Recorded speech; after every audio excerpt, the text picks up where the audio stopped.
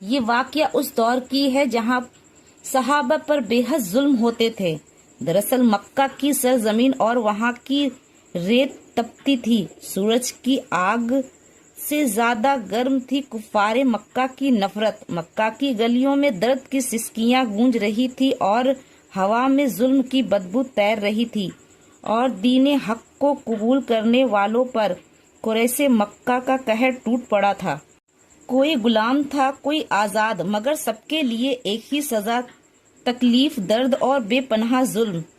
حضرت بلال حبشی، وہ غلام جن کے دل میں ایمان کا نور جگمگا رہا تھا، انہیں امیہ بن خلف تپتی ریت پر لٹا دیتا، کبھی پیٹ کے بل کبھی پیٹھ کے بل ان کی سینے پر پتھر رکھ دیتا اور چیختا، اسلام چھوڑ دو۔ مگر حضرت بلال کی زبان پر بس ایک ہی آواز تھی، عہد عہد عہد، ایک ہی خدا۔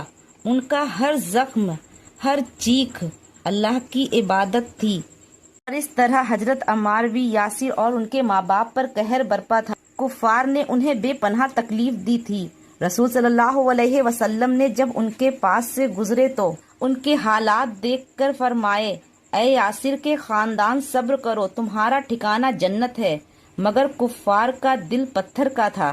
انہوں نے حضرت عمار بن یاسر کے ماں باپ کو شہید کر دیا۔ ان کی ظلم کی کوئی حد نہ تھی، کوئی درختوں کے اوپر لٹکایا گیا تو کسی کے سینے پر تپتی سیل رکھ دی گئی۔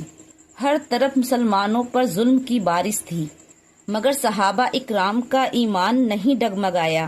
ان کے دلوں میں اللہ کا نور تھا جو ہر تکلیف کو بیکار کر دیتا تھا۔ وہ ہر زخم کو سینے سے لگا لیتے، ہر درد کو صبر کی دعا بنا لیتے۔ کفار کی ساری کوشش دھول میں مل گئی۔